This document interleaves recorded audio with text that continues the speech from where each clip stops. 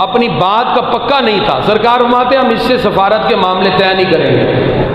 پھر اس کے بعد وہ بھی چلا گیا. پھر حلیس بن علقمہ آئے. جب حلیس بن علقمہ آیا تو آقا علیہ الصلوۃ والسلام نے فرمایا یہ اس قبیلے سے ہے جو عمرہ کرنے والوں کا بڑا احترام کرتے ہیں. اپنے اونٹوں کو کھڑا کر دو اور سارے لبیک کی صداؤں کو بلند کرو. جب حلیس بن علقمہ آیا تو صحابہ کی جماعت کی زبانوں پر تھا لبیک اللہم لبیک لبیک لا شریک لک لبیک ان الحمد والنعمت لک والملک لا شریک لک. حلیس بن علقمہ نے دیکھ کے کہا یہ تو بڑی پاکیزہ جماعت ہے. وہ ظالم ہوگا جو ان کو روکے. اور جا کے کفار مکہ سے کہا میں اپنی آنکھوں سے دیکھ کے آیا ہوں مسلمان تو احرام باندھ کر لبیک کی صدا کو بلند کر رہے ہیں, ان کو آنے دیا جائے. پھر کفار مکہ نے سامعین کرام تاریخ اسلام میں ایسے بہت سے ادوار موجود ہیں جن میں اسلام کے حوالے سے بڑے اہم ترین فیصلے تاریخ کے دامن میں موجود ہیں.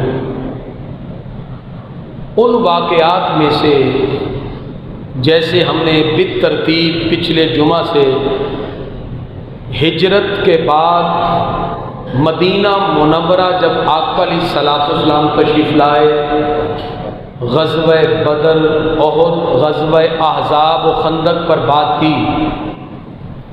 آج ہماری گفتگو کا موضوع سخن ہوگا صلح حدیبیہ.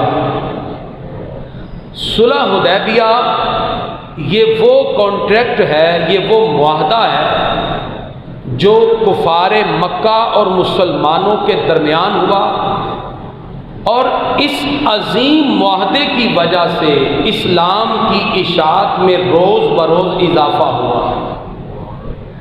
اس موضوع کو ایک تو ذی قعدہ کا یہ مہینہ ہے اور ذی قعدہ میں چونکہ یہ وقوع پذیر ہوا 6 ہجری میں, اس اعتبار سے بھی ہم بات کریں گے.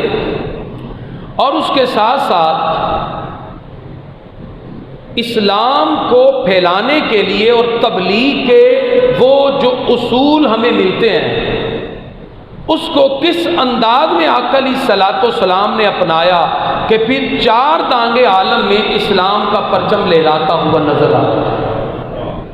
آج ہم تاریخی پرسپیکٹو کے اندر اس بات کو جانیں گے وہ کون سے پیرامیٹرز ہیں, وہ کون سے اصول و قواعد ہیں جو ہمیں تبلیغ کے اعتبار سے اپناتے ہوئے اس انداز میں اپنانا ہوں گے جس سے غیروں کے دلوں میں بھی ہم اپنی محبت کو پیدا کر سکیں. اور اس کے ساتھ ساتھ آقا علیہ الصلوۃ والسلام نے صلح حدیبیہ کے تاریخی پس منظر میں کس انداز میں آپ نے وہ معاہدہ رقم کیا جس کی وجہ سے پھر اسلام تیزی سے پھیلنے لگا اور صرف 2 سال کے بعد مکہ بھی فتح ہوا اور اسلام کا پرچم مکہ مکرمہ میں لہراتا ہوا دکھائی دیتا, صرف 2 سال کے بعد. اس طرح صلح حدیبیہ جو 6 ہجری ماہ ذی قعدہ 628 عیسوی کو پیش آیا, یہ ایک ایسا فیصلہ کن مارکہ ہے جس نے فتح مکہ کی راہ کو بھی ہموار کر دیا. اور یہی وہ صلح حدیبیہ ہے جو فتح مکہ کا پیش خیمہ ثابت ہوا. صلح نامہ کی شرائط تو ایک طرف صحابہ کرام بظاہر اس پر خوش نہ تھے, اس لیے کہ آقا علیہ الصلوۃ والسلام نے زیادہ تر باتیں رؤسائے قریش کی مانی, لیکن ہمارے آقا جانتے تھے سرکار کی دور رس نگاہوں میں یہ بات پوشیدہ تھی کہ آج اگر ہم یہ کانٹریکٹ اور معاہدہ تسلیم کر لیتے ہیں تو آج وہ دن ہے کہ کفار مکہ نے مسلمانوں کے وجود کو تسلیم کر لیا. اور یہ بہت بڑی بات ہے. یعنی تاریخ کے ایسے ادوار بھی آئے کہ مسلمانوں نے ساری باتیں رؤسائے قریش کی مان لی, لیکن وہ جانتے تھے کہ آج اگر ہم ان کی باتیں مان رہے ہیں تو پھر یہی وہ چیزیں ہوں گی جب معاہدہ لکھا جائے گا تو مسلمانوں کے وجود کو تسلیم کر لیا جائے گا. صلح حدیبیہ اس کا سبب کیا تھا، اس کی وجہ کیا تھی؟ ہم اس انداز میں تاریخی طور پر اس کو دیکھیں گے کہ اسباب، واقعات اور اس کے نتائج ہمارے سامنے واضح ہو جائیں۔ گرامی قدرات، ایک دن آقا علیہ الصلوۃ والسلام نے مدینہ منورہ میں صحابہ کو اپنا خواب سنایا۔ آقا علیہ الصلوۃ والسلام فرماتے ہیں، صحابہ میں نے ایک خواب دیکھا ہے کہ میں بھی احرام باندھے ہوئے ہوں، تم بھی احرام باندھے ہوئے ہو، ہم بیت اللہ کا طواف کر کے بیت اللہ کا دروازہ کھول کے اندر داخل ہوئے۔ خواب سنایا۔ تو وہ صحابہ جو اتنے عرصے سے مکہ سے جدا تھے، ان کے دل میں زیارت مکہ کی خواہش پیدا ہوئی۔ صحابہ کی خوشی دیدنی ہو گئی۔ جب سرکار نے اپنا خواب سنایا تو عرض کیا، پیارے آقا کیا اچھا ہو ہم سارے مل کے عمرہ کر کے آئیں۔ حالانکہ 1 سال پہلے 5 ہجری کو غزوہ خندق ہوا ہے، 1 سال بعد ذی قعدہ کے مہینے میں یہ پروگرام بنا۔ سرکار نے فرمایا ٹھیک ہے، 1400 صحابہ سرکار کی قیادت میں عمرہ کے لیے تیار ہو گئے۔ کتنے جی؟ 1400۔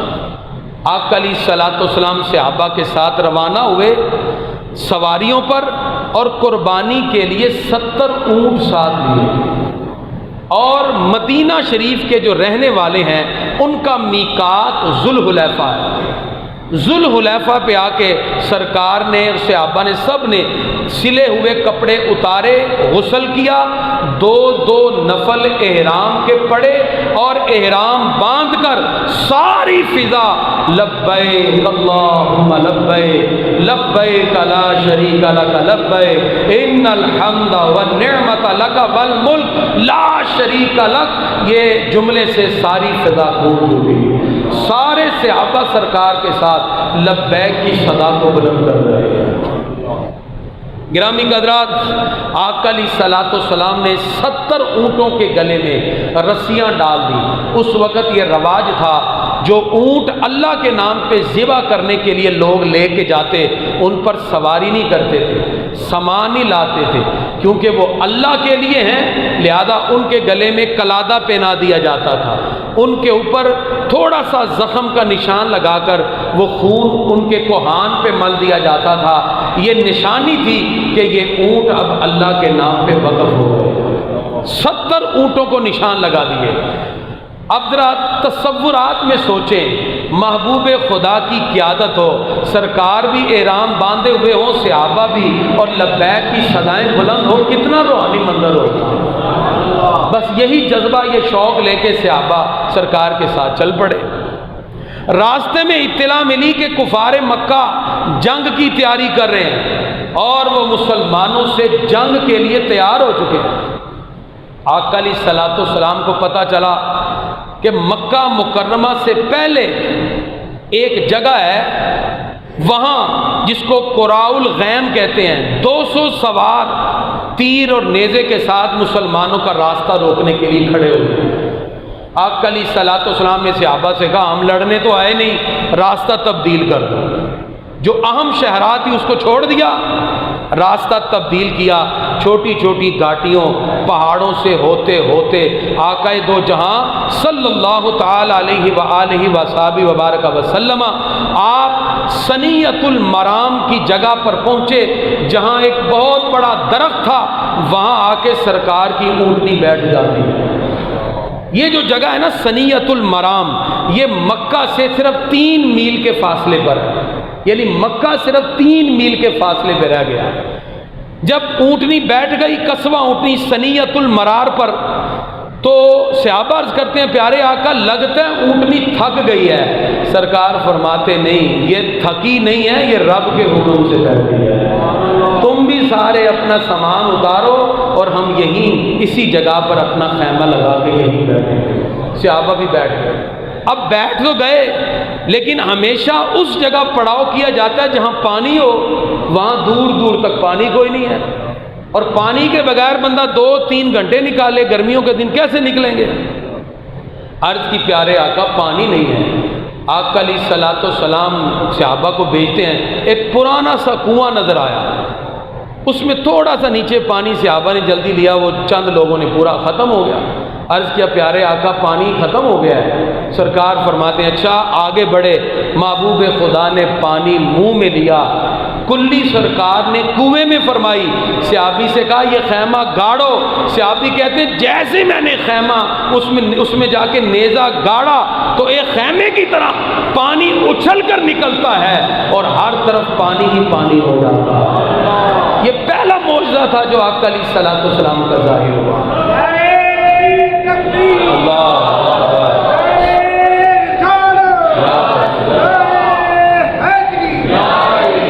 ہر طرف خوشی کی انتہا ہے، یعنی جیسے ہی نیزہ گاڑتے ہی پانی ایسے خیمے کی طرح اچھلا اور ہر طرف فوارے کی طرح پانی پھوٹ پڑا۔ صحابہ پانی پیتے بھی ہیں اور اس سے فائدہ حاصل کرتے ہیں، ہر طرف خوشی کی لہر دوڑ رہی ہے۔ یہ پہلا معجزہ ظاہر ہوا۔ اس کے بعد آقا علیہ الصلوۃ والسلام جلوہ فرمائے، بدیل بن ورقہ اپنے قبیلے کے لوگوں کے ساتھ آئے۔ عرض کیا آپ یہاں کیوں آئے ہیں؟ سرکار فرماتے ہم تو عمرہ کرنے آئے ہیں۔ انہوں نے دیکھا احرام باندھے ہوئے ہیں، انہوں نے جا کے کفار مکہ سے کہا مسلمانوں سے لڑو نا، وہ تو عمرہ کرنے آئے ہیں۔ پھر انہوں نے مقرض بن حفص کو بھیجا کفار مکہ نے، لیکن یہ بندہ اپنے عروہ بن مسعود ثقفی کو بھیجا۔ اب عروہ بڑا چلاک تھا، یہ بڑے بڑے درباروں میں جاتا تھا، کیسر و کسرا ایران کے بادشاہوں میں ٹیبل ٹاک کرنے، گفتگو کرنے یہ سفیر بن کے آیا کافروں کی طرف سے۔ توجہ، گفتگو کا انداز دیکھیے، عرب کے اندر جب کسی سے بات کی جاتی تھی تو قریب بیٹھ کے بات ہوتی تھی۔ ادھر آقا علیہ الصلوۃ والسلام کے صحابی مغیرہ بن شعبہ کھڑے ہیں، ادھر حضرت ابو بکر صدیق رضی اللہ عنہ، ادھر فاروق اعظم مولا علی، 1400 صحابہ کھڑے ہیں۔ عروہ بن مسعود سرکار کے قریب بیٹھا اور گفتگو کا آغاز کرتے ہوئے اس نے کہا میں آپ کو مشورہ دیتا ہوں آپ واپس چلے جاؤ۔ سرکار نے ہم تو عمرہ کرنے آئے ہیں۔ اس نے ایک جملہ بڑا سخت کہا، اس نے کہا اگر آپ ہمارے ساتھ لڑو گے تو میں دیکھ رہا ہوں یہ جتنے تمہارے ساتھی ہیں نا یہ سارے تمہیں چھوڑ کے چلے جائیں گے، سارے تمہیں چھوڑ کے چلے جائیں گے۔ حضرت ابو بکر صدیق کو جلال آ گیا، آپ نے اس مقام پر اس کو اتنی گندی گالی دی جو میں منبر پہ بیٹھ کے ترجمہ گالی نہیں کرتا، بخاری میں موجود ہے۔ آپ نے کہا امسس بدر اللہ، دفع ہو جا یہاں سے، تو ہمیں کہتا کہ ہم اپنے آقا کو چھوڑیں گے؟ خدا کی عزت کی قسم سب کچھ قربان ہو سکتا ہے، محبوب کا دامن نہیں چھوٹ سکتا۔ اس نے اپنی بات کرتے ہوئے عرب کے اندر جو عاجز ہوتا تھا وہ کسی کی داڑھی کو ہاتھ لگا کے بات کرتا، یا انداز ہم کا جو عاجزی سے بات کرتا وہ ایسے داڑھی پہ ہاتھ لگا کے یعنی یہ اظہار کرتا کہ ہم کمزور ہیں، تذلل ہیں، آپ ہماری بات مان لیں۔ تو اس نے اپنا ہاتھ سرکار کی ریش مبارک کی طرف ایسے کیا تو مغیرہ بن شعبہ نے آگے بڑھ کے تلوار کا ایسے پچھلا حصہ مارا اور کہا اب اگر تو نے اپنا ناپاک ہاتھ میرے آقا کی داڑھی کی طرف اٹھایا تو اللہ کی عزت کی قسم میں تیرے ہاتھ کو کاٹ کے رکھوں گا۔ تیری کیا مجال کہ میرے آقا کے سامنے اپنا ہاتھ اٹھائے؟ یہ سارے کام سرکار کے سامنے ہو رہے ہیں۔ آج جو لوگ کہتے ہیں جی دیکھیں نرمی سے بات کرو، گستاخوں سے نرمی نہیں ہے۔ ہمارے آقا کی موجودگی میں ابو بکر صدیق کا امسس بدر اللہ اتنی گندی گالی دینا اس بات کی دلیل ہے کہ گستاخ کو جواب دیتے ہوئے اگر فرط جذبات میں اگر کوئی گالی بھی دے دے